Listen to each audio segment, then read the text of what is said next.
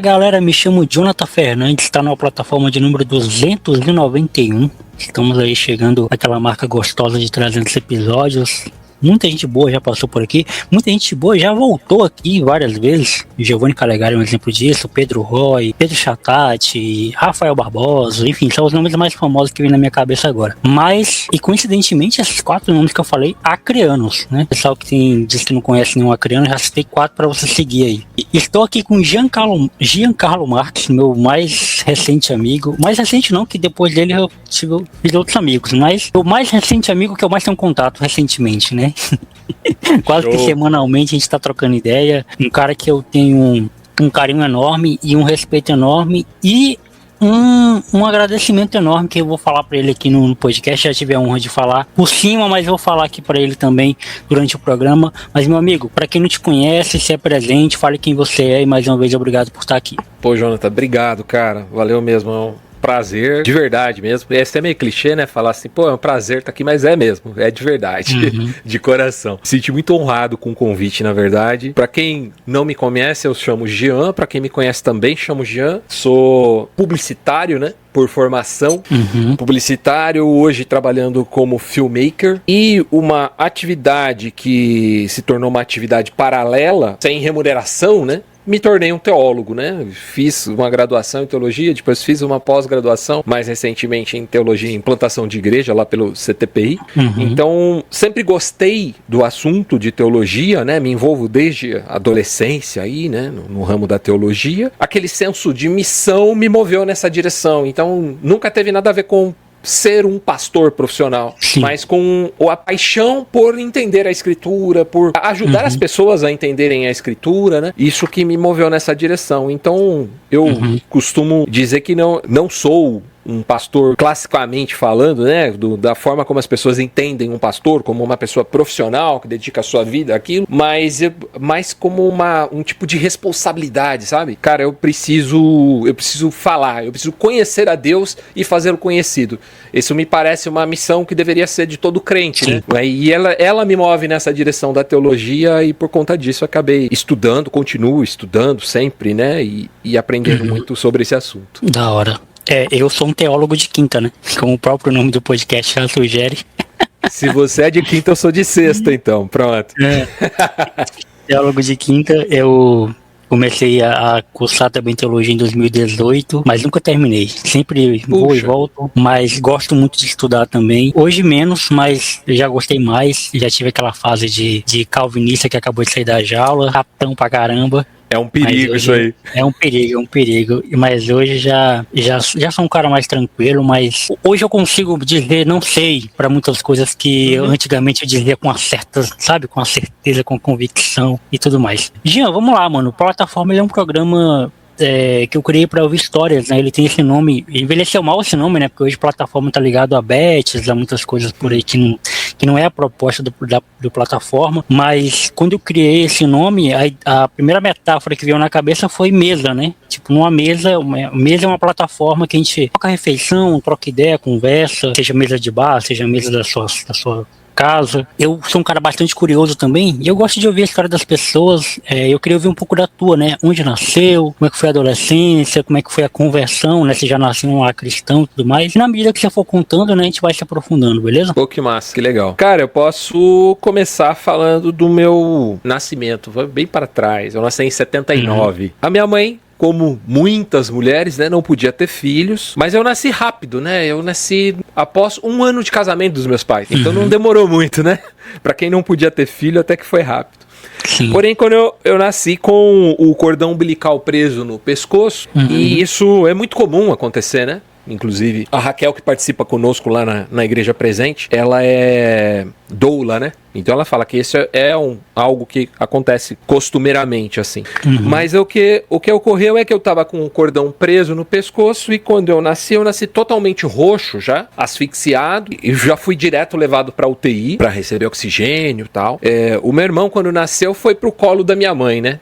Eu tenho um irmão do meio e tenho uma irmã mais nova. Meu irmão já foi direto pro colo da minha mãe, eu não pude. Eu nasci e fui direto pra UTI, depois de muitas horas é que me trouxeram pra ela me ver. E eu ainda tava todo roxo. Por conta dessa falta de oxigênio no cérebro, eu muito cedo comecei a ter um quadro convulsivo, muito sério, muito agravado, assim. Acho que chama disritmia cerebral.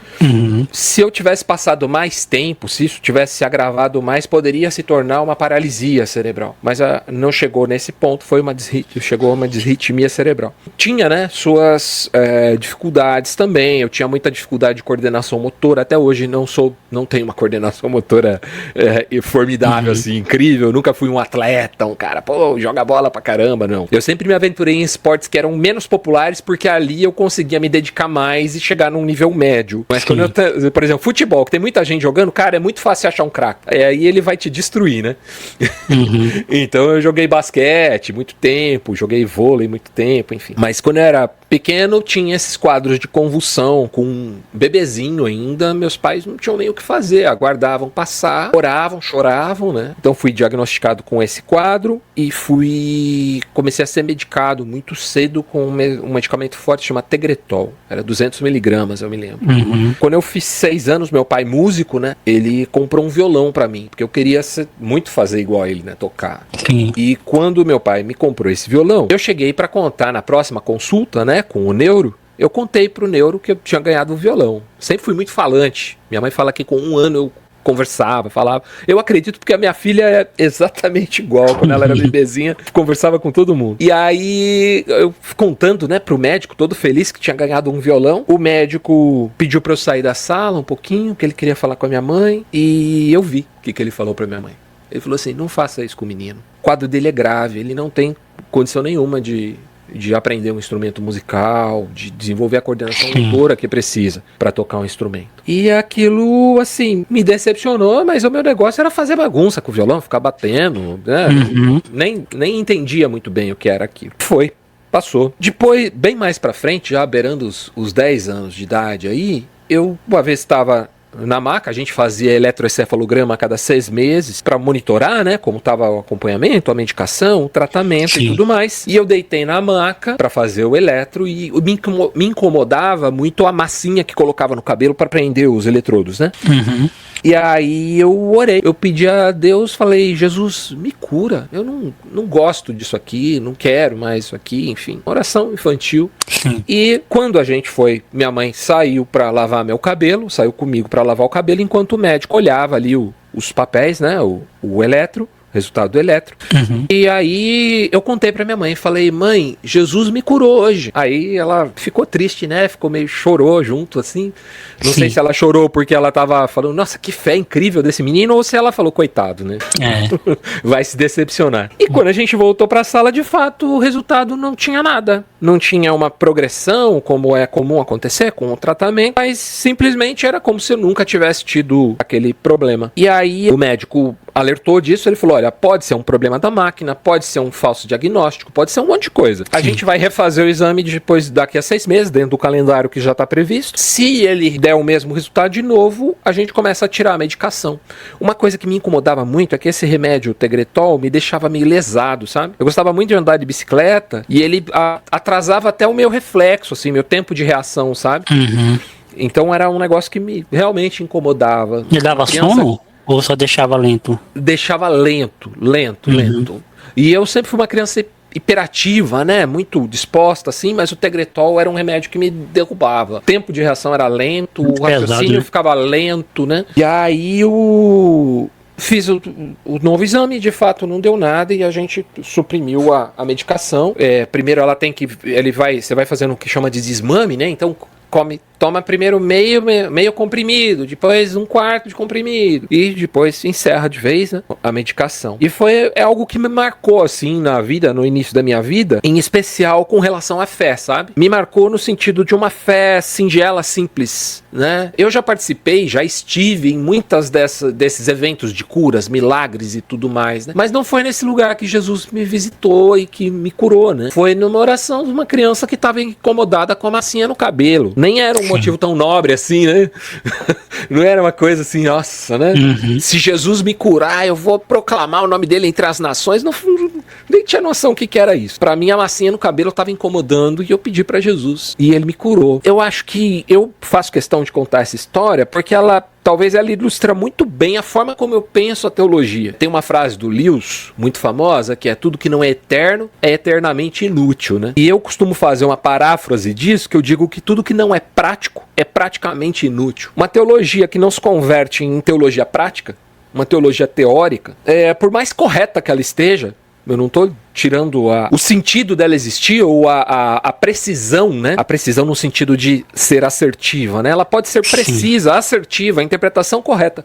Mas se ela não se traduz em algo que conduz a vida, conduz à prática, conduz o pé no chão ali, ela é praticamente inútil. Ela não é inútil, não é totalmente inútil, mas é praticamente. Por isso que eu digo que a teologia que não é prática é praticamente inútil. Então é isso, eu acho que esse episódio foi um ponto de partida pra mim, né? Não dá pra dizer que é um divisor de águas, porque eu era muito novinho ainda pra entender alguma coisa. Mas talvez toda a forma como eu penso o evangelho, relação com Deus, ela se pauta nesse ponto, nesse marco inicial, assim. Isso transformou a minha forma, né? Moldou, né? Digamos assim, a minha forma de enxergar o evangelho, a vida da igreja, o relacionamento do homem com Deus, o relacionamento do homem com o homem, do parte desse episódio aí. Seus pais eram cristãos ou não? Sim. Sempre foram? Então, o meu pai vem de uma casa... Meu avô sempre foi espírita, né? Ele foi envolvido com Rosa Cruz, o pai do meu pai, né? Seu Antônio. Sim. A minha avó, católica, mãe do meu pai. Ele se converteu na adolescência. Diz que foi um amigo levou ele pra buscar uma bicicleta ou pra andar de bicicleta e era um golpe. O cara queria que ele entrasse na igreja presbiteriana e ele caiu que nem um pato e acabou entregando a vida pra Jesus ali e nunca mais saiu. A minha mãe não. Minha mãe cresceu num lar. Meus avós se converteram muito jovens ainda, assim, antes da minha mãe nascer. Então minha mãe sempre cresceu na igreja, né? Meu avô era muito amigo do... Meu avô Valdemar, pai da minha mãe, era muito amigo do missionário Manuel de Melo, é o nome? Brasil para Cristo? Eu acho que é Manuel de Melo, vou até checar aqui. Tem que dar um Mas gol, ele era... É isso mesmo. Inclusive, ele celebrou o casamento dos meus pais e tal.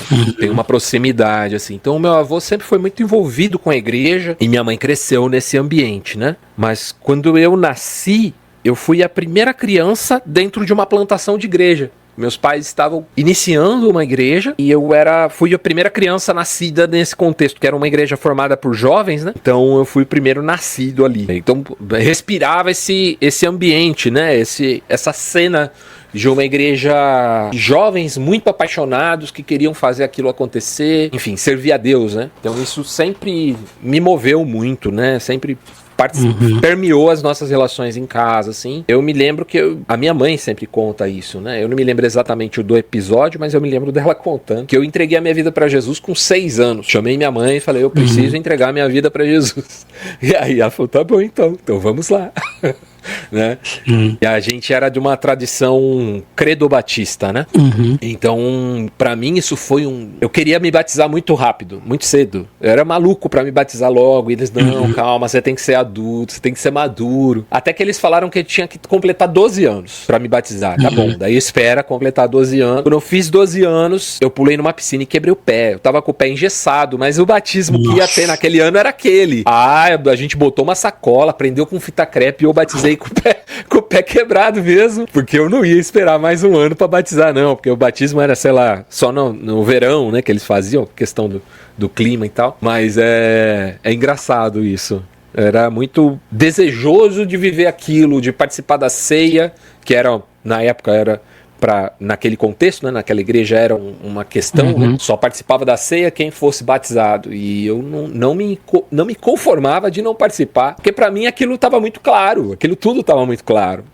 Enfim, esse foi o ambiente, né, da minha infância, assim, um ambiente de muito amor pelas escrituras, de muito estudo bíblico. A gente juntava com os amigos, fim de semana, sei lá, amigos de 12, 13, 15 anos, e nossa diversão poderia ser tanto jogar um RPG, a gente jogava muito Dungeons Dragons, muito GURPS, um RPG de livro, né, ali início dos anos 90, ou abrir a Bíblia de estudo e fazer um estudo bíblico, né? E aí a gente buscava os temas mais esquisitos, né? Assim, né? Quais são os tipos de anjos que existem, querubins, serafins e tal, e não sei o quê. Os seres bestiais que aparecem nas escrituras, né? Isso fascinava de certa forma, né?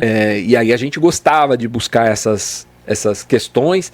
De toda forma, a gente tava ali treinando o olhar, né? Treinando a leitura, treinando cruzar fontes e entender significados, né? Era muito, muito bom. E eu tive, né, amigos muito empenhados da mesma forma, assim, né? Em conhecer a Cristo, em entender a Escritura, e apaixonados também por isso. Fazendo teologia desde criança, né? Desde criança, é verdade. Da hora. Não teve nenhum momento, não, que o Jean foi pro mundão, digamos assim, sempre esteve na fé, sempre esteve na igreja, nunca teve um momento que você foi, agora eu vou comer mulher e vou beber cerveja. Rapaz, falar pra você assim, que é eu não tive nenhum momento de do eu não tive nenhum momento de me afastar da igreja de fato, sabe? Uhum. É óbvio que as luzes do mundo seduzem, né? E existem momentos de você tomar caminhos assim, mas, por exemplo, eu poderia ir pra uma festa, me acabar, pegar a mulher, se fosse o caso, mas no domingo eu tinha que estar na igreja, sabe? E com o coração quebrado, assim, querendo voltar pra Cristo, né? Então isso sempre foi... Pra mim, me afastar de Jesus nunca foi uma opção. Nunca foi. Então, eu nunca tive esse momento, assim, de ruptura. Isso nunca aconteceu comigo. Mas, apesar disso, eu sempre fui muito questionador. Então, era o cara chato que queria quebrar o pau, mas sem romper. Entendeu? Poderia quebrar o pau, mas sem romper. Da hora.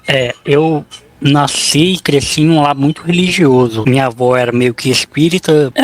Eu acho que espírita meio que candomblé ali. É uma mistura de religião que ela tinha.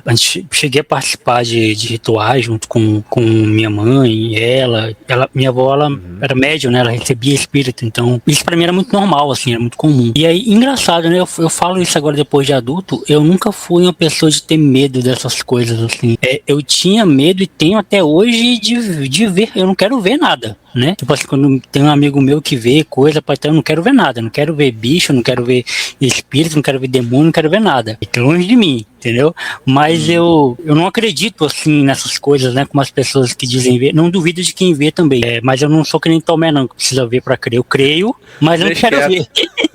deixa pra lá. E, não assim, precisa me convencer, não. Não precisa me convencer, não. Eu acredito, até porque as pessoas que me contam essas coisas, não tem por que elas inventar isso pra mim. É uma conversa franca entre dois amigos, né? Não tem por que inventar só pra ter assunto, digamos assim. Até porque sou eu que instigo a pessoa a me falar. Sim. Então, assim, já fui da Testemunha de Jeová, já fui da Igreja Católica, enfim, e aí eu me converti numa igreja de bairro, na igreja quadrangular, e se parecia muito mais com a igreja assembleiana do que mesmo as quadrangular daqui. Eu não sei como é que a quadrangular ela tem um padrão, né? Mas as quadrangular que eu conheci aqui em Rio Branco, menos as mais famosas, elas são bem neopentecostal, assim, elas têm pouco essa coisa de manifestações, né? Ela tem pouco essas coisas de... É um culto barulhento, mas não é tão movido pelo Espírito como uma Deus é Amor, como a Assembleia de Deus, que tem mais essa característica. A pregação é mais tranquila, não tem aquela exacerbação. E nessa quadrangular que eu fui, eu me converti, eu não sei se eu mencionei isso no meu livro, eu tô escrevendo um outro livro agora, né, meu segundo livro. Massa. E eu não sei se eu mencionei isso, mas se eu não mencionei, eu vou mencionar em algum momento. O pastor, ele fez um apelo pra gente lá, né, e a gente era menino de bairro, a gente brincava na rua, nós jogava futebol, o nosso único pecado era jogar futebol e falar a vida dos outros, assim, éramos crianças puras, né. Embora houvesse a tentação da periferia, que toda periferia tem drogas, essas coisas, né, tipo, ir pro lado errado da coisa, e aí quando eu me converti, eu lembro até hoje de no outro dia ter aquela ressaca de não saber o que fazer, né, tipo assim, beleza, eu me converti, agora o que eu faço? O que eu tenho que fazer? Ler Bíblia, orar, sabe? E um momento que me marcou muito foi a morte do meu avô. O meu avô foi a primeira pessoa importante próxima de mim que eu perdi, e foi também meu primeiro contato com a morte de perto. Tanto que a minha mãe, quando ela me dá a notícia de que meu avô morreu, ela falou que meu avô faleceu. E eu não sabia o que significava falecer. Então, na minha cabeça, falecer era para um lugar distante, assim. Não necessariamente morrer, porque... Na minha cabeça de criança, não existia essa coisa de deixar de viver. Viver pra sempre, é infinito, né? E aí eu fui pro velório do meu avô, e quando eu vi ele no caixão, foi que eu vim entender o que era a morte. Eu vi a morte na minha frente, né? Ali aí voltei pra casa, e isso tá bem nítido assim na minha cabeça. Eu fecho o olho e vejo a cena. Voltei pra casa, e a gente morava numa casa de madeira, onde não tinha forro, né? Então a gente tinha o telhado. Então o telhado era cheio de telhas de aranha, assim, aquelas telhas de aranha. E eu deitado na minha cama, olhando pra cima e vendo aquelas telha de aranha e comecei a filosofar, né? Eu sou filho do Josué, que é meu pai, né? Meu pai é filho do meu avô que morreu hoje. Isso eu falei no livro, no meu primeiro livro. Meu avô era filho do pai dele. E aí eu fui fazendo uma genealogia pra trás, né? Até chegar a Deus, tá? Mas quem é o pai de Deus? Tipo assim, eu tava questionando a existência, né? E eu tive ali, eu brinco que eu tive meus 7 segundos de ateísmo, assim, tipo, de momento de confrontar a existência de Deus. Se eu pudesse listar um momento que eu tive um contato real com Cristo, foi esse momento, cara. Porque o resto das coisas que eu vivi foi tentando entender Deus, mas Deus já tava no meu coração, né, de certa forma. Então, assim, passei muito tempo em igreja igreja neopentecostal, servi na igreja neopentecostal por muito tempo. Fui de igreja durante muito tempo, então esse negócio de namorar, beber, pegar mulher era algo que eu não fiz na minha vida toda. Eu comecei a beber bebida alcoólica com 24 anos, depois que meus amigos com 24 anos já tinham o fígado estragado, né? Já tinham experimentado tudo que era droga. Sei lá, eu vim começar a ter uma vida sexual ativa já com uns 20 e pouco, sabe? Não tinha isso, né? Era um cara muito centrado na palavra. E, assim, era o único na minha casa, né? Vim de um lar muito problemático, né? Assim, em relação... Meu padrasto traiu muito minha mãe, então... Até quando ele ia pra igreja, até quando ele foi pseudo-pastor, ele ainda traía minha mãe sendo pastor e traiu minha mãe com irmã da igreja, enfim, minha mãe foi muito traída, assim. E acabou que essa relação, né, pregressa, tipo, não existe um momento da minha vida que meu padrasto não tenha traído minha mãe. Os 20 e poucos anos que ela passou com ele, foi os 20 e poucos anos que eu vi isso acontecer. E minha mãe refém, né, tipo, pela família, né, por aí veio meu irmão, aí veio minha irmã. Então, pra preservar a família, ela sempre perdoou, enfim. Você imagina, como é que você vai ter uma relação boa com esse cara? Não tem como, né? Cresci não tendo relação boa nenhuma com ele, nem de respeito, nem de nada. Embora minha mãe tentasse ser o elo que nos unisse, mas sempre foi uma relação problemática, assim. Pra não alongar muito a história, que aí eu vou entrar na pergunta que eu quero te fazer agora. E aí o momento que eu me desanimei com a igreja foi quando eu fiz parte da última igreja, né? Que foi uma igreja que era do G12. Mais uma droga, né? Lógica que inventaram por aí. E eu era muito fã de uma banda, estou até hoje, chamada Rosa de Saron. E essa banda é católica, né? Confessionalmente católica. E aí eu perguntei pro pastor, algo que já estava errado em perguntar pro pastor se podia ouvir ou não, mas enfim, fui perguntar, ele disse que não era bom ouvir porque eles adoravam Maria. Inclusive, uma das músicas favoritas do Rosa de Saron é uma música mariana que se chama Versos. Muito linda essa música. Cara, e assim, depois que eu saí, é isso que você falou, né, cara? Tipo, eu saí da igreja, mas Jesus estava no meu coração. Eu lembro muito do verso de Davi, né? Que pra onde eu irei fugir de ti? Não tem pra onde ir, não tem pra onde fugir, não tem pra onde correr. E aí eu fui estudar teologia, cara. Eu fui ler Bíblia, porque eu não lia Bíblia. Esse tempo todinho que eu tava em igreja, eu não lia Bíblia. Eu só ia pra igreja e era o suficiente. Aí, no momento da pregação, o pastor mandava ler aquele lugar ali, lia, mas... Era tudo bem mastigadinho já, selecionado. Não tinha esse negócio, incentivo. Porque o tempo que era pra eu ler a Bíblia, eu tava na igreja. Então não tinha tempo pra eu me dedicar à fé, na prática. E aí, eu queria te perguntar, como é que funcionou pra você, né? Esse descontentamento com a igreja, essa coisa de se afastar um pouco mais. Como é que surgiu isso, começou isso em você, né? Ah, legal. Cara, partindo dessa ideia de alguém que foi profundamente impactado por uma fé prática que acontece numa clínica com o mesmo poder e a mesma glória que acontece num templo, a igreja como instituição nunca foi algo pra mim que indispensável. Nunca foi indispensável. E o curioso é que eu cresci num ambiente em que se dizia isso o tempo todo. Igreja não é esse prédio, igreja não é esse CNPJ, igreja não é esse balancete financeiro, igreja não é o encontro que a gente faz, não é o culto que a gente faz. Igreja são os relacionamentos que nós temos entre nós e com Deus. Isso é igreja. Igreja é relação. E isso foi internalizado, de certa forma,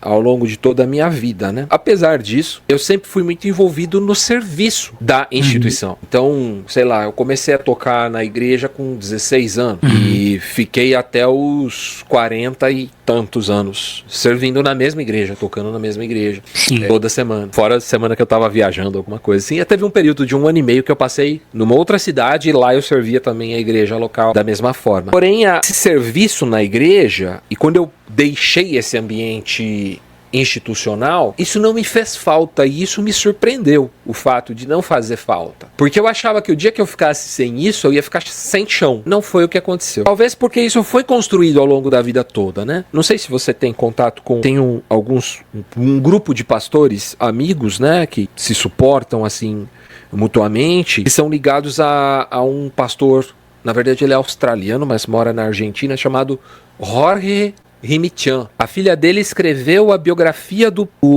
Papa Francisco, Jorge Rimitian. O Jorge, ele é um cara que nos anos 80 para 90 foi muito importante no que se denominou de teologia do reino. Um cara que escreveu um livro chamado Jesus Cristo é o Senhor, fala da centralidade de Cristo nas relações, né? E trazendo o discipulado, a convivência, a vida na vida como a essência do que é ser igreja. Sim. Mais recentemente você pega, sei lá, Trelice e a Videira, que vai mais ou menos na mesma linha, e é uma literatura bem mais recente, né?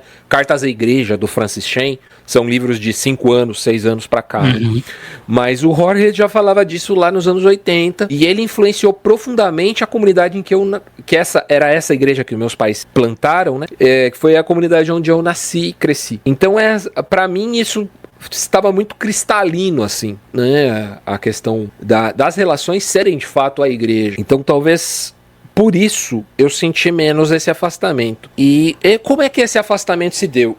A gente estava no período de pandemia, todas as reuniões presenciais foram paralisadas, né, suspensas, enquanto, enfim, contornava-se a questão do Covid-19 ali. Eu fazia parte do grupo de obreiros da igreja, né, liderava o Ministério de Música e participava desse Ministério de Obreiros, que era, vamos dizer assim, um núcleo da liderança jovem da igreja, né, dos jovens que davam suporte ao presbitério ali. Pregava ali 2, 3 vezes por ano naquele contexto, e a gente era muito incentivado, e de fato agíamos nesse sentido, de promover a igreja doméstica, né? Então os grupos pequenos, igreja em casa, célula, como você quiser chamar, mas a gente não tinha uma metodologia para isso, era algo que deveria ser orgânico mesmo, por princípio.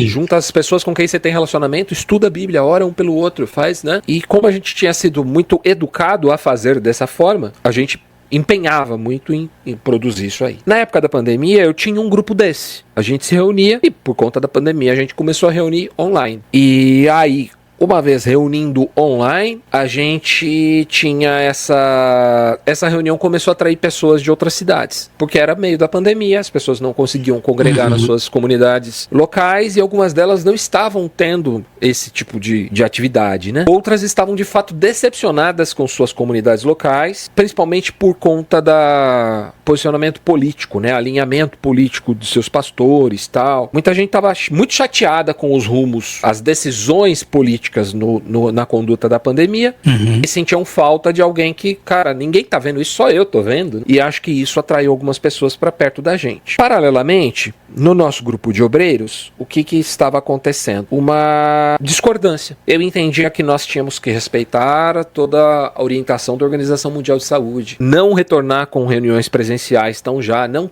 ter pressa em fazer isso, mas nos organizar para atender essas demandas de forma individualizada, pessoal, ali num contato mais humano. E a maior parte do grupo, para não dizer todo o restante do grupo dos obreiros ali, entendia o contrário, que a gente tinha que forçar a barra, mesmo que você fosse para desobedecer a orientação das agências de saúde, e que a gente deveria, o mais rápido possível, retornar ao presencial. Chegou um ponto que isso começou a ficar meio insustentável. E aí, um desses obreiros me disse a seguinte frase, falou: olha, eu acho que nós temos questões inconciliáveis, porque você está remando numa direção e a gente está remando na direção oposta. Com essa palavra no coração, eu fui conversar com o presbitério e eu senti que eles meio que passaram pano para essa posição, sabe? Eu falei, então eu que tô sobrando mesmo, né? Tudo bem, né? Eu não vou ficar aqui empatando, os caras querem voltar pro presencial, eu vou ser a voz dissonante e vou atrapalhar o que eles querem fazer? Não. E aí eu comuniquei que então eu estava me desligando, eu e a Dani estávamos nos desligando, a Dani também servia em várias frentes, Ministério Infantil, na música comigo e tudo mais. Na pandemia, inclusive, a gente gravava muito material pro Ministério Infantil aqui em casa, contava história, a gente fazia visual, usava câmera, né, iluminação e tudo mais, fazia várias coisas. E naquele momento a gente falou, bom, vamos focar no grupo que a gente tem, que são essas pessoas que a gente está trabalhando online. Esse grupo acabou crescendo mais, atraindo gente de mais longe, e quando o presencial foi liberado pelas autoridades de saúde, a gente não conseguia mais voltar para o presencial, porque o grupo estava todo espalhado. Algumas daquelas pessoas voltaram para os cultos presenciais, que participavam com a gente, voltaram para os cultos presenciais ou nas suas localidades, ou na igreja onde a gente congregava mesmo. Outras não, ficaram com a gente e ficaram com a gente até hoje. Então, assim, não foi uma ruptura dramática, sabe? Não houve uma briga, uma coisa assim, né, radical. Não.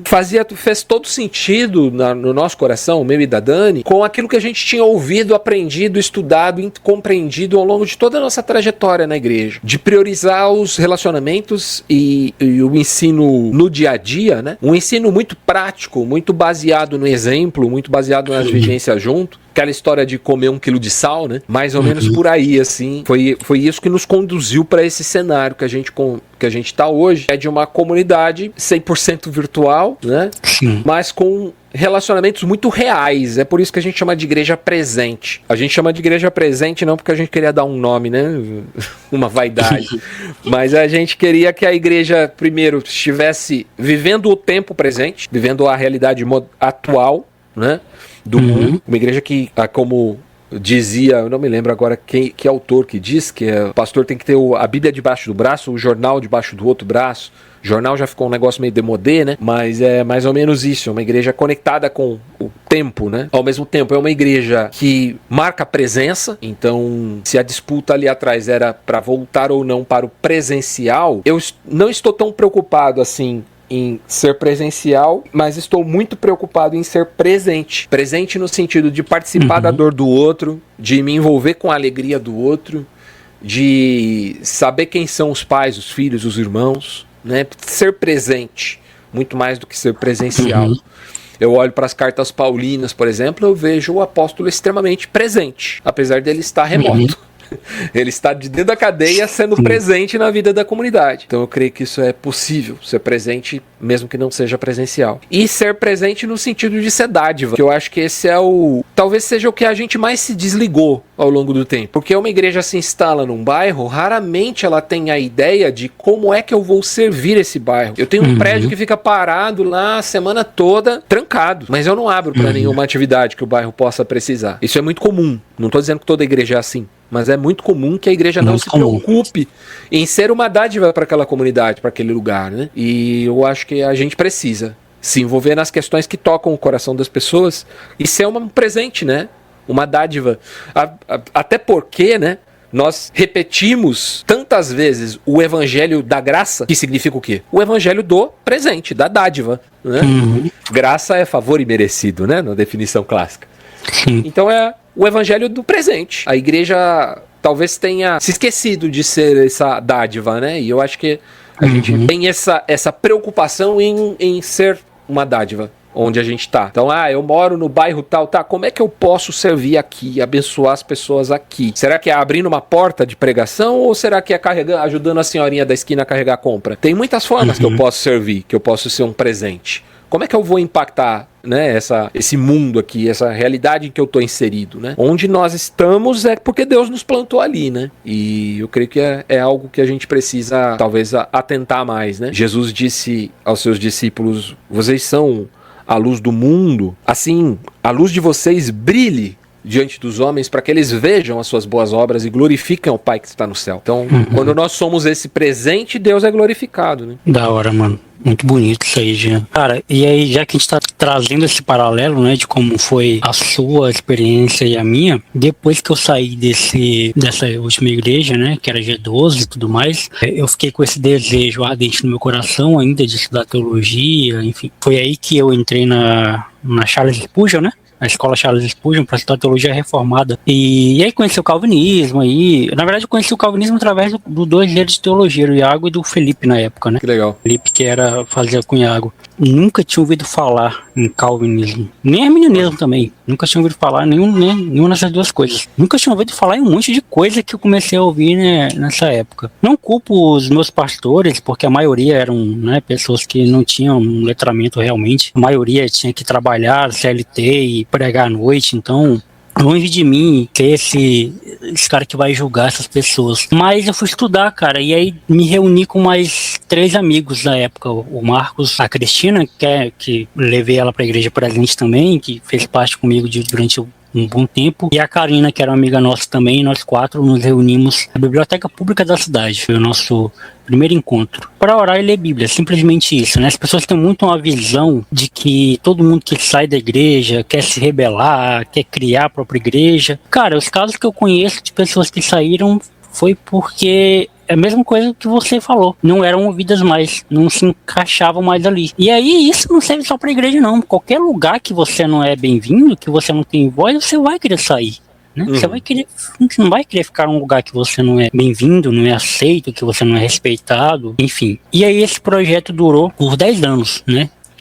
Os últimos anos da pandemia foram anos que quase não teve culto, porque a gente era presencial, era na minha casa, né? Então as pessoas iam até lá, a gente tinha palavra, a gente almoçava junto, às vezes tomava café junto. Legal, cara. A gente tomava tereré junto, cara, era muito bom, assim, foi o tempo que eu vivi igreja de fato com os meus irmãos, meus amigos, naquele período. E aí, quando eu saí, quando acabou esse projeto, ano passado, eu passei um ano sabático, né, sem congregar, nem nada, nem ter igreja, nem nada, mas aquela vontade sempre no meu coração, né, de querer me reunir de novo com as pessoas. E aí eu criei um projeto junto com os meus amigos do trabalho, né, que trabalham comigo, chamado Igreja Sem Nome, que é para não ter nome mesmo, né? Mas acabou que tendo, né?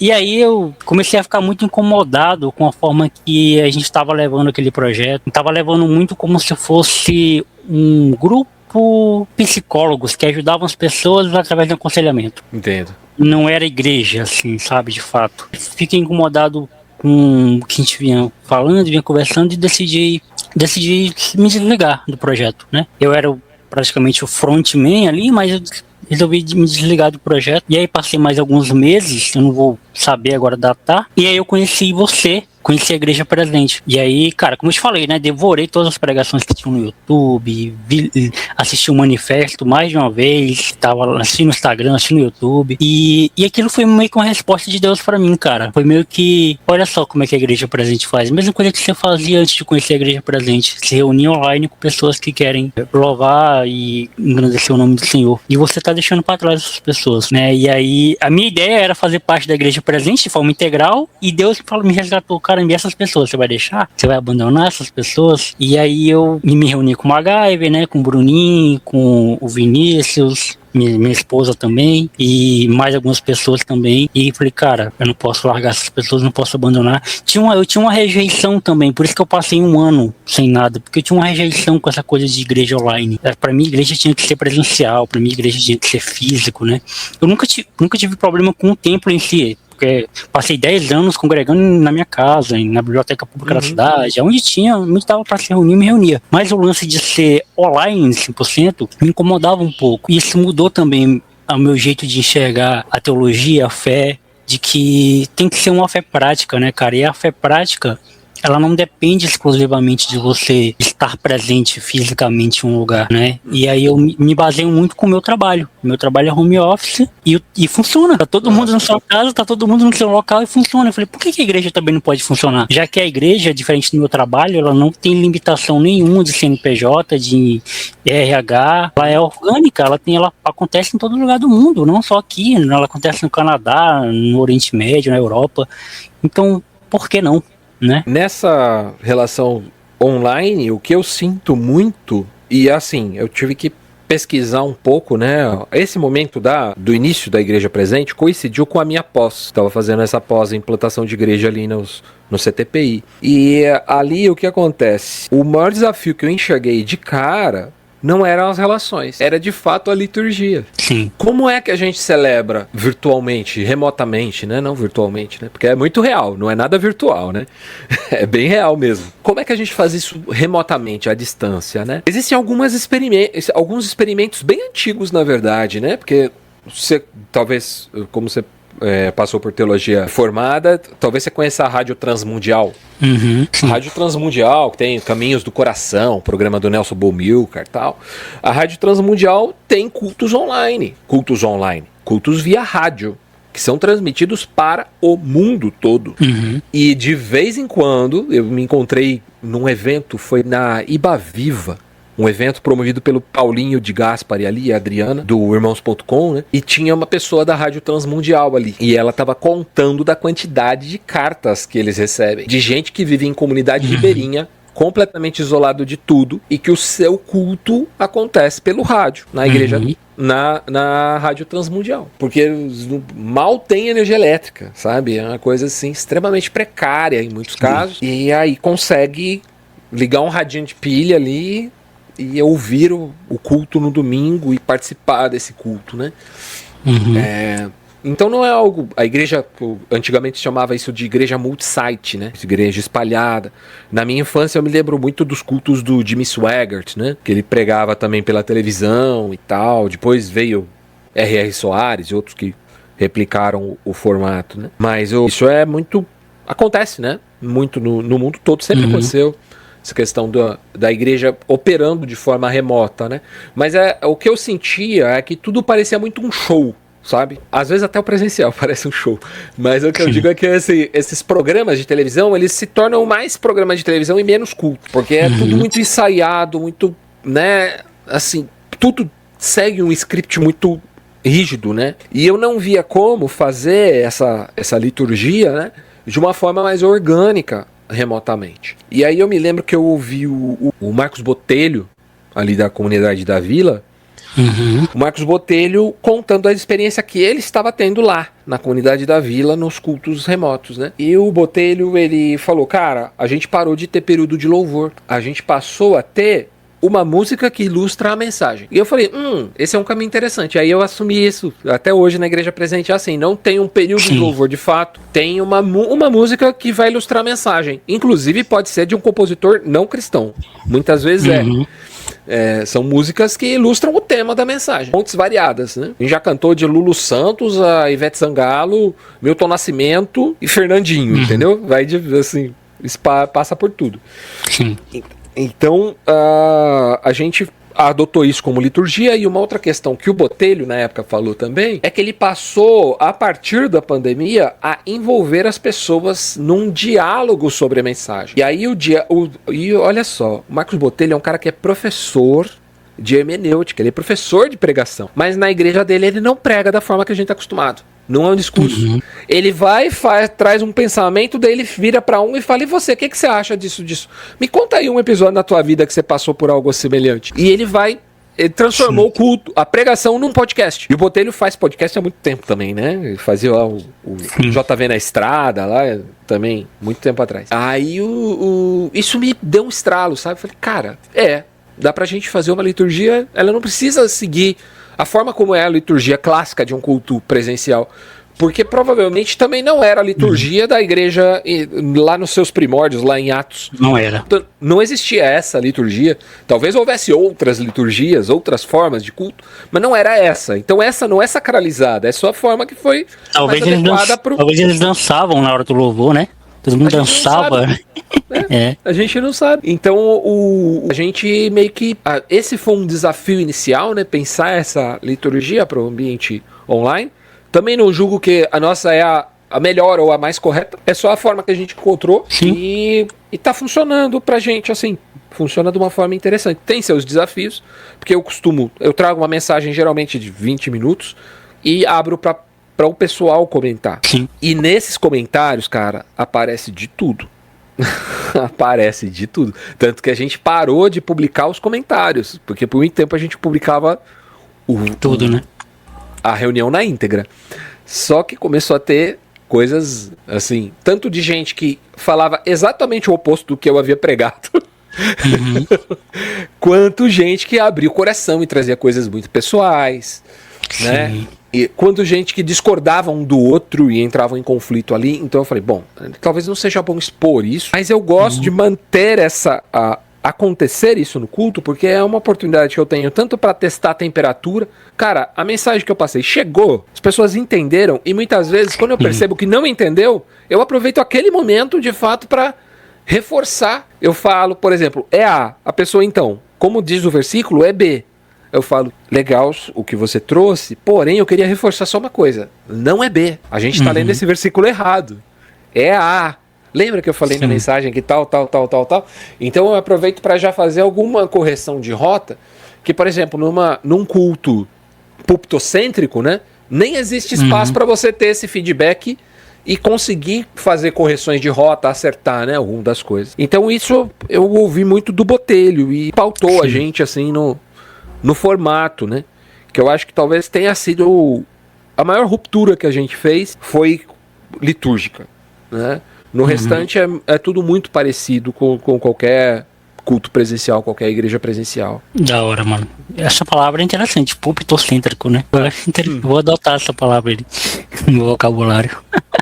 Acho que eu nunca tinha ouvido ninguém falar púlpito-cêntrico. Então, e a centralidade do púlpito, talvez para alguns seja a centralidade da palavra, né? Ou da mensagem, da palavra pregada, né? Não é necessariamente algo ruim, só ele tem suas limitações. Não dá para você pastorear 100% do púlpito. Você precisa se envolver na vida da igreja. É impossível um pastor pastorear só do púlpito. Não é à toa que Jesus, o maior pregador que já pisou nessa terra, olha para a multidão que o estava seguindo e ouvindo e se compadece deles porque eles são ovelhas sem pastor. Ué, mas ele não era o maior pregador que já existiu e estava lá? Como que eles eram ovelhas sem pastor? Porque ninguém ia sentar com eles, comer um peixe com eles, conversar com eles, ouvir, chorar junto. Né? Jesus não ia ter condições de fazer isso com a multidão. E isso eu até cheguei a mencionar com você, né, em um dos cultos que a gente fez na comunidade, sobre isso, sobre ser pastor dos amigos, ser pastor da minha casa, né, ser pastor das pessoas que estão comigo, que me ouvem, e sem essa pretensão de ser pastor em si, né, sem essa pretensão de ser teólogo, status. Esse status, essa coisa de eu preciso ser, porque quem reconhece, ou na verdade quem deveria, né, reconhecer um pastor era a igreja local, né? E a igreja local me reconhece como sendo um pregador principal dos cultos, né? Eles confiam em mim para estar toda semana trazendo uma palavra. Isso é uma responsabilidade enorme, ao mesmo tempo que é uma segurança que eu tenho de não precisar me colocar nesse lugar, né? Não me colocar nesse lugar de cobrança. Eu não fico questionando o porquê que a pessoa não foi pro culto, ou porquê que ela não vai participar do culto. Hoje eu até eu reforço isso, né? Porque, cara, não precisa vir pro culto por causa de mim, não, porque eu o chamei. Venha se você quer se reunir com a gente e quer cultuar, louvar o nome do Senhor. Não venha só pela amizade em si. É importante que você venha pela amizade também, mas ela não pode ser o fio condutor. A gente se reúne como amigos para jogar um videogame, para bater papo. A gente se reúne como amigo, mas aqui no culto é momento de cultuar, é momento de Cristo é o centro, né? A gente está aqui por causa dele, a gente está aqui lembrando ele, está aqui lembrando porque estamos aqui, que é por ele, é pela graça dele, e não porque a gente tem um compromisso semanal com isso aqui. A gente tem um compromisso semanal em preencher na nossa agenda, no nosso caráter de que estamos preenchendo, colocando o nosso nome no livro da vida, né? Não, porque tudo pela graça, tudo veio por intermédio dele e a gente está apenas sendo grato, né? Ao que ele fez. Acaba virando um tipo de sacrifício, né? Se a gente leva nessa lógica religiosa do rito, né? E ele perde o sentido prático, né? Algo que também eu sempre ouvi desde criança é que o culto público, né, o ambiente em que nós nos reunimos para buscar a presença de Deus é um momento que coroa a nossa semana. Sim. Então, assim, eu sou um discípulo de Jesus 24/7. Integralmente. Eu estou em culto, eu estou cultuando a Deus 24/7. Né? Quer comais, quer bebais, façais qualquer outra coisa, fazer tudo para a glória de Deus. Tudo glorifica a Deus. E isso eu aprendi muito lendo os anabatistas, né? Os movimentos anabatistas, que para eles, orar ou arar o campo tem a mesma glória, a mesma presença de Deus, indistintamente. Cantar um hino ou passar um café. A glória de Deus está em tudo isso, né? Deus é glorificado em tudo aquilo que nós fazemos. Então, quando a gente tira o rito, né? Se desvincula, né? Se abre mão do rito como é que para muitos o rito é a segurança, né? Jesus sabe que eu sou dele porque eu vim aqui domingo, né?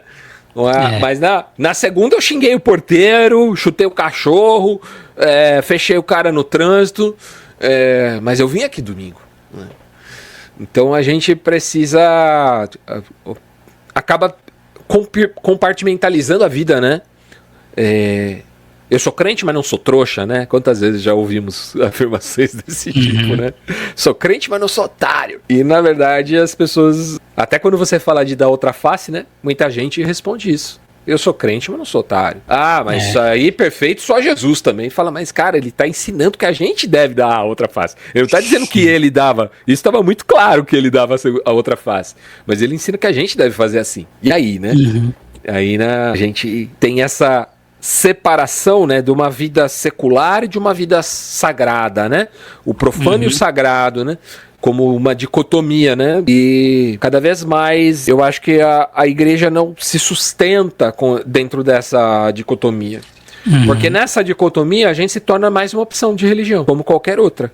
O evangelho não traz mudança nenhuma profunda que as outras religiões também não tragam. Se é uma mudança comportamental, cara, eu conheço gente que largou o álcool frequentando todo tipo de religião, por exemplo. Porque a religião ajuda o cara a ter um propósito de vida e tal. Não é Jesus que livrou ele do álcool. É a sua prática, a sua disciplina, né, religiosa que conduziu ele a isso, né?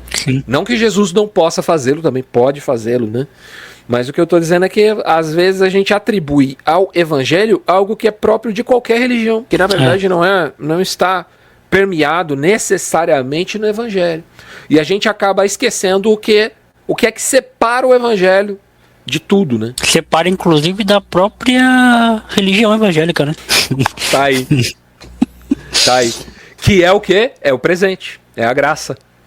O que é que a gente não vai encontrar em nenhuma religião, em nenhuma parte do mundo, é o presente. A justiça a gente vai encontrar, o juízo divino a gente vai encontrar, o pecado a gente vai encontrar, todos esses princípios a gente vai encontrar em tudo. O que a gente não vai encontrar em tudo é a graça, é o presente. Esse evangelho moralista que faz com que as pessoas vistam uma aparência, né, de evangélico, de boa pessoa, mas que não tem efeito prático, é um evangelho que foi esse evangelho que eu me afastei, né?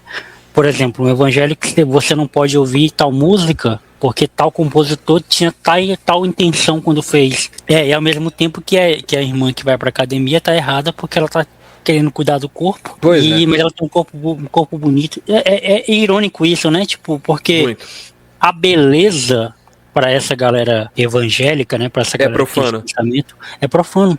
Então tem que ser feio, né? Quanto mais ridículo você for, quanto mais parecido que você está correto, parecido que você está santo, melhor. E aí, cara, a gente vê uma série de coisas, de bizarrice acontecendo em nome de uma coisa que não se sustenta, né? Uma coisa que não tem firmeza, não tem...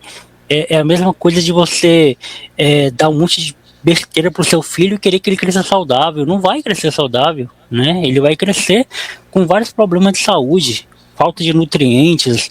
E foi o que eu vivi durante muito tempo nas igrejas. A minha aversão às igrejas não era uma ideia que eu ouvi falar, foi coisas que eu vivi, eu experienciei. Né, eu vivi na prática, eu passei por toda. Você falou sobre servir na igreja, cara, eu servi em todas as áreas da igreja. Eu cuidei de criança, eu limpava banheiro, eu limpava a igreja, eu cuidava do som, eu tocava, eu cantava. A única parte que eu queria fazer e nunca pude fazer era pregar. O que eu mais amava fazer era pregar, mas não podia, porque pregar era um pastor lá na frente, não podia ser eu.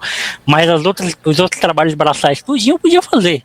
Né, eu tinha que fazer. E adolescente, não tinha nada pra fazer mesmo, era só jogava bola, ia pra escola e igreja. E às vezes não jogava bola porque tinha que ir pra igreja.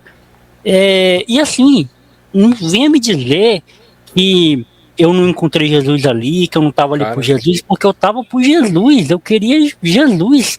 Só que não tem Jesus nenhum que sustente você estar num lugar onde você não é visto, onde você não é ouvido, né? Onde todo mundo consegue os lugares que são vistos como destaque e você não, né? O filho da pastora, quem fundou a igreja, né, a igreja que eu fiz parte durante maior tempo assim, foi eu, a pastora e o esposo dela. Nós 3 fundamos a igreja na varanda da casa dela. O filho dela estava em outra igreja mais forte, mais equipada, tocando lá. Ou seja, nem o próprio filho dela estava com ela. Quando a igreja se incorporou, né, a gente alugou um prédio, teve mais membros, estava se sustentando sozinho, quem que ocupou o cargo de liderança dos jovens? O filho dela. Aí você quer que eu olhe para essa situação e fale, não, mas você tem que estar lá por Jesus. Caramba, não faz sentido isso, mano. Não faz sentido nenhum, porque eu estava servindo, então eu tinha que ter um lugar para servir como alguém que conhece aquelas pessoas. Ele não conhecia aquelas pessoas, né? Mas aí quando você vai falar sobre isso, as pessoas falam, você não está fazendo por Jesus. Cara, isso não faz sentido nenhum. É a mesma coisa de se Jesus pegasse os 12 discípulos que andou com ele, e ao invés de falar, quem vai estar comigo agora na Santa Ceia, aqui, no momento célebre aqui, vai ser os 12 dali da outra rua. E abandonar os 12 que estavam com ele. Não faz sentido nenhum. Porque quem caminha com você é quem deve estar com você nos momentos de destaque e nos momentos de dor também. No momento de dor, é seus amigos que vão estar. E no momento de destaque também vão ser eles, né? A gente não tem o que chamam por aí de cultura da honra, né? Isso não é uma verdade no nosso meio, né? Infelizmente, assim, tá bem, bem distante. Cultura da bajulação, na verdade, né? É uma paparicação só, mas honra de fato, assim, né? De compromisso, cumplicidade, né? Amizade, de fato. É isso que falta. Eu na minha pós, eu fiz sobre igreja simples, né? Doméstica e tal, como uma alternativa mais viável na contemporaneidade, porque a gente tem hoje talvez 2 modelos de igreja que são os mais presentes, né, talvez no nosso contexto, como modelos de sucesso de igreja hoje, em especial no Brasil, né? Eu trouxe esse diagnóstico lá no artigo de conclusão do curso, que você vai enxergar a igreja histórica, né, as denominações históricas, e você vai enxergar as denominações contemporâneas, a famosa igreja de parede preta, né, que vai ter uma estética mais atual. Esses 2 formatos de igreja, ambos são muito pautados na estética. Um numa estética de santidade, outro numa estética de modernidade, mas no fim das contas é a casca, é a estética, né? Essa semana a gente pregou sobre a figueira infrutífera e a crítica ali é que a figueira dava folhas, mas não dava frutos, né? Então as folhas são isso, né? São a aparência, né? É a estética. Então o curioso é que quando a gente vai por exemplo, existe um livro chamado Igreja Essencial, do Tom Rainer, e ele faz uma pesquisa profunda nos Estados Unidos entendendo o porquê do desigrejamento. Por que as pessoas abandonam a igreja, em geral no período de faculdade? E por que muitas delas não retornam depois, mesmo quando voltam para sua cidade de origem? Ninguém respondeu que é por causa da estética. Ninguém está preocupado com estética. Ninguém ficou na igreja porque a parede é bonita, porque o ar-condicionado é geladinho, porque a banda é boa. Ninguém respondeu que foi por isso que ficou. E ninguém respondeu que foi por isso que saiu. Todo mundo que ficou porque tinha relacionamentos fortes, pessoas que participavam da sua vida e que eram importantes para eles, que os acolheram na sua necessidade, que os honraram no momento que eles deveriam ser honrados, que os corrigiram no momento que eles tinham que ser corrigidos. E quem saiu foi porque não teve exatamente essas mesmas coisas. É assim que as pessoas respondem. Mais de 70% responde exatamente isso. Então, a gente tenta corrigir, o diagnóstico está correto, as pessoas estão saindo da igreja. Agora, como é que eu faço para que isso não cause um abandono do evangelho? Tô um pouco me lascando se a pessoa está afiliada a uma denominação ou não. Eu quero que ela não abandone Jesus. Eu quero que ela não... que a decepção que ela teve com aquela denominação não se torne uma decepção com o evangelho, que isso pode acontecer. Se na cabeça da pessoa o pastor é um mediador da relação dela com Deus, lascou. O pastor tropeçou, pronto.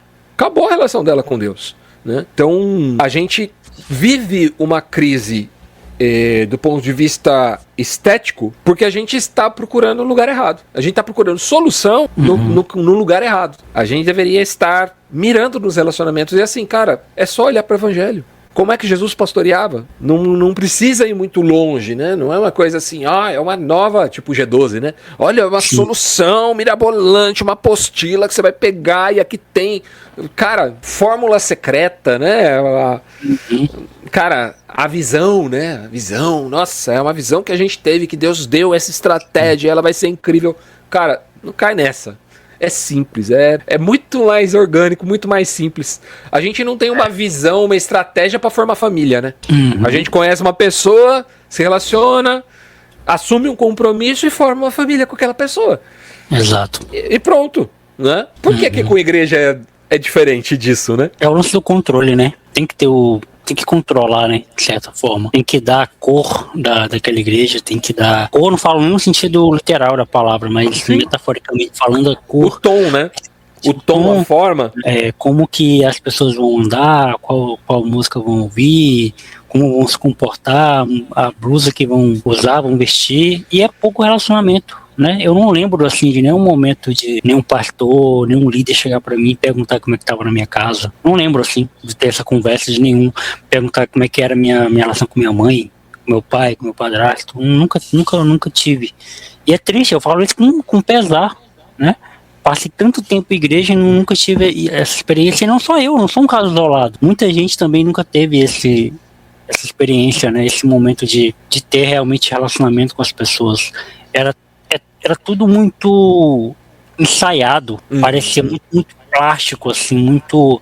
A gente se reúne, a gente come junto, a gente ri, a gente faz piadas, a gente vai pra igreja, mas é isso. Depois cada um volta pra sua casa e pronto. Aí se o irmão começava a ouvir uma música ali diferente, essa música aí que você tá ouvindo, isso é que você tá assistindo, seu celular é santo, muito externo. Policiamento também, né?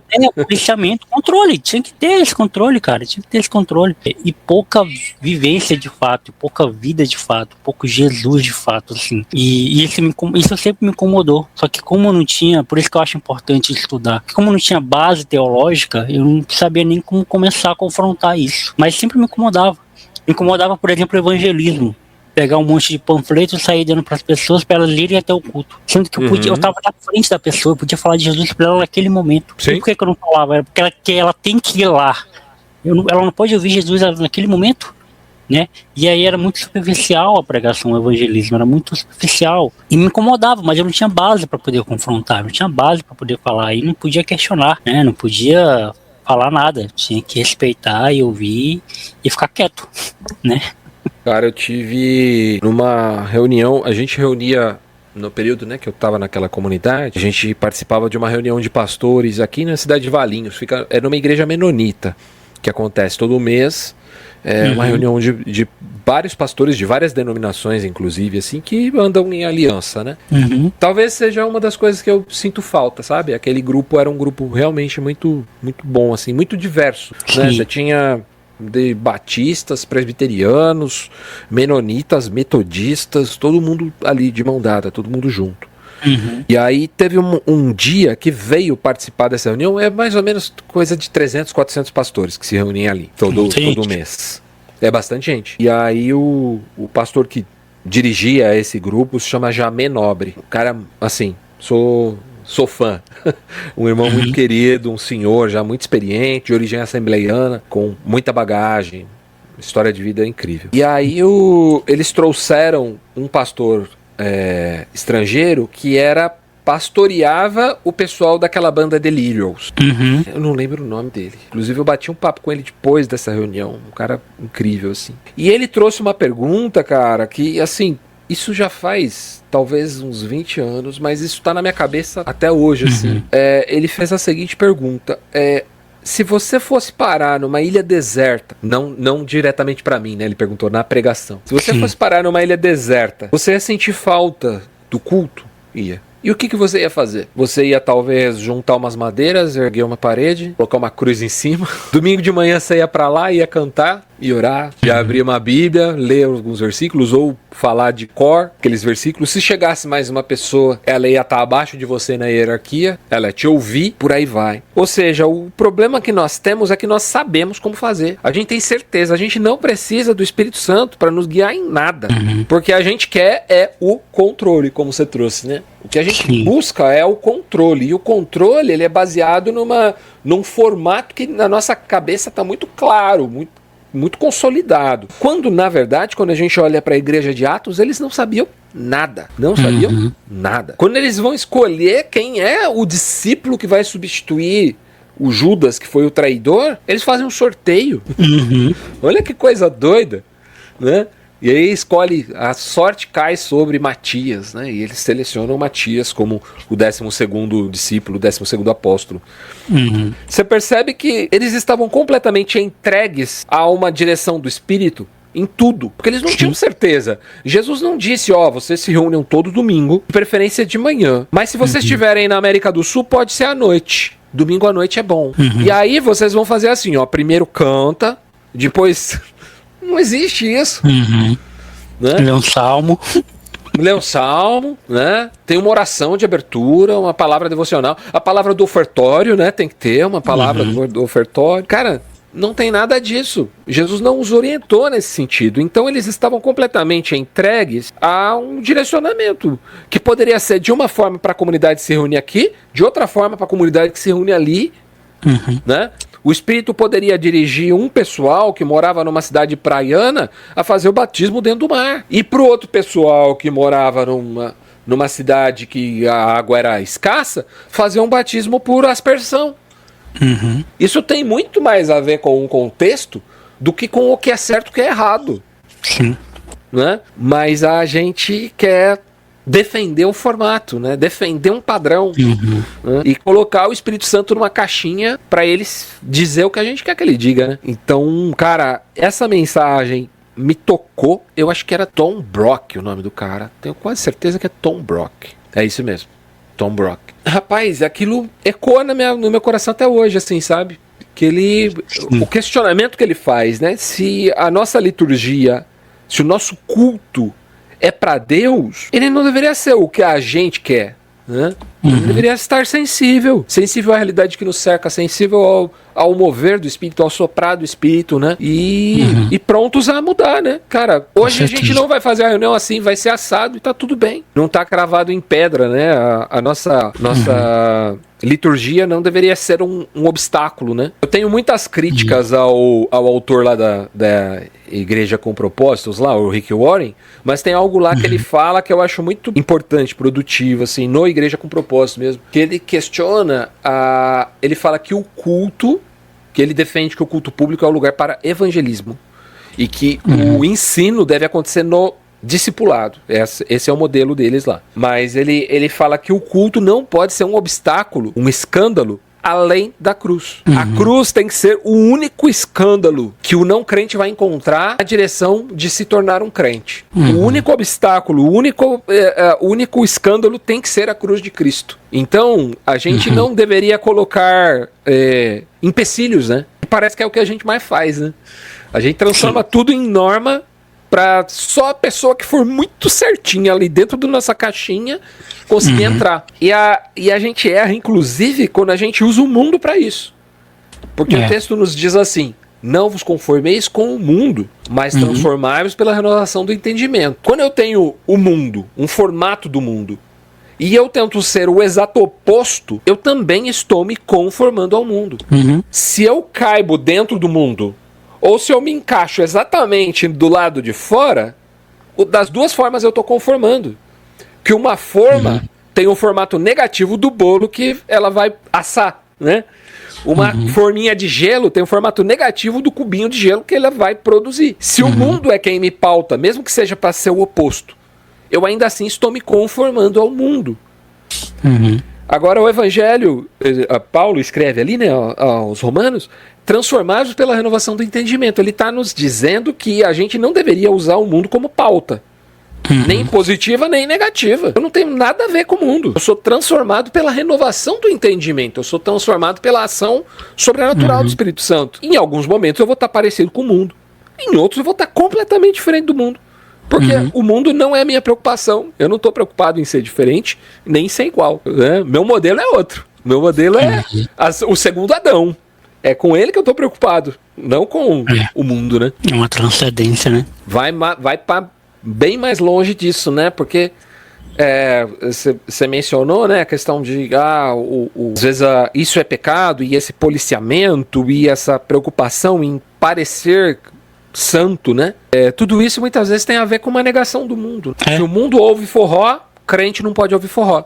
Mas se o mundo não ouvisse forró, estaria tudo bem o crente ouvir forró. O problema é que o mundo ouve. Aí lascou, aí não pode, pô. Né? Então a gente fica sempre na negação do mundo.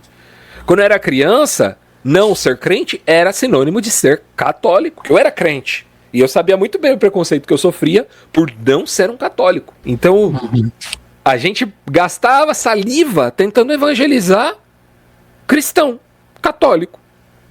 Tentando falar de Jesus para quem já conhecia Jesus.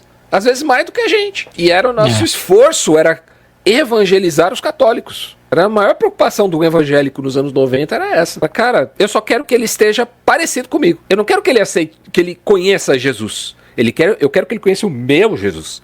A minha forma de ver Jesus. Isso pouco tem a ver com o evangelho. A gente tá tentando formatar, né? Colocar dentro da nossa caixinha. E em negação ao mundo, né? Se o mundo é católico, a gente tem que ser o oposto. A gente tem que entrar com uma guerra contra os católicos. Jean, cara, é isso. Muito obrigado por esse tempo que... É sempre bom falar com você, é sempre bom aprender com você e ouvir um pouco mais da tua história. Eu gosto sempre de brincar, né? Que o final do programa é o lugar de fala do convidado, onde o convidado fala aquilo que quiser, aquilo que eu talvez não tenha perguntado, porque ficou claro que não é uma entrevista, é um bate-papo. É como todo bate-papo, a conversa flui, a conversa vai para onde tem que ir. E agradecer mais uma vez por você estar aqui e estar com a gente na comunidade para tocar sempre que você pode. E as nossas comunidades serem irmãs, né? Você na igreja presente e a gente na comunidade ali fazendo, pregando o evangelho para todo mundo que está querendo ouvir e anunciando o reino sem nenhuma barreira cultural, sem nenhuma barreira linguística, sem nenhuma barreira geográfica, né? Na verdade. E fica à vontade, meu amigo. Mais uma vez, obrigado. Fica à vontade. Pô, Jonathan, papo bom demais. É sempre bom aprender com você também, cara. Você sabe que, se você ouviu o manifesto presente, que é uma das nossas bandeiras ali, que foi algo que eu sempre levantei, é a questão do pastoreio mútuo. Né? Da responsabilização do cuidado de um com o outro, que todos nós aprendemos e ensinamos, né? O tempo inteiro, né? Então, se tem algo que, assim, que seria o cerne de tudo que eu penso sobre o evangelho, que deveria estar no centro, é que Jesus, sendo forma de Deus, sendo igual a Deus, não julgou que aquilo fosse algo que ele deveria se apegar, mas ele se esvazia. Então, no coração do evangelho, né, está a kenosis, né, que é esse termo grego que fala desse esvaziamento, que é o que deveria nos pautar como comunidade, né, como igreja. Um esvaziamento. Se Jesus, sendo Deus, foi aquele que se esvaziou e se tornou em forma de servo, o caminho para mais perto de Deus é esse. É o caminho do esvaziamento, né? A gente precisa, né, urgentemente, renunciar às hierarquias no nosso contexto religioso, e eu digo isso como alguém que já vivenciou esse sistema muito por dentro, né? E tenho muitos amigos muito próximos mesmo, muito queridos, que participam disso, então eles sabem da minha crítica a essa característica, e eu falo com amor no coração, não é uma crítica assim, os caras estão fazendo errado, vão tudo pro inferno, não é isso não, né? Longe de mim fazer esse tipo de julgamento, mas eu creio que a gente precisa renunciar a isso para viver um evangelho mais prático, né?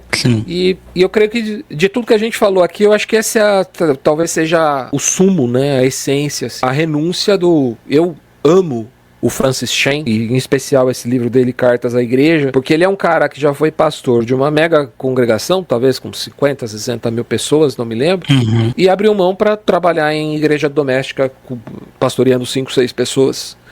E formou redes de igrejas domésticas nesse modelo. E é um cara que eu admiro muito por essa renúncia, sabe? Porque uma vez dentro do sistema, Ainda mais quando você tá por cima, é muito difícil abrir mão, né, desse status e de tudo isso, né? Porque tudo isso passa a ser muito caro abrir mão, né? Então ver o exemplo do Francis Chan pra mim é emblemático, por ser um cara com uma influência global, né, um alcance da sua mensagem global, que entendeu e tocou pra frente, né, renunciou e foi adiante.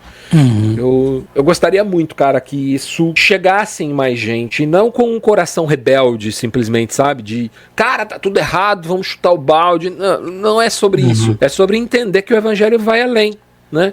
O evangelho, a igreja, está no templo também, pode estar na mesma intensidade, com a mesma proporção que ela pode estar na padaria, no trânsito, né? Então essa descentralização e esse esvaziamento dos status, dos estigmas religiosos, eu acho que talvez seja o coração do que eu penso e do que eu vivo para a igreja. Eu gostaria muito que mais gente entendesse isso e começasse a experimentar isso, porque é libertador, cara. É libertador. E você sabe disso, que você também passou por isso. Extremamente libertador. É isso, meu amigo. Obrigado. Até a próxima. Abração, meu mano.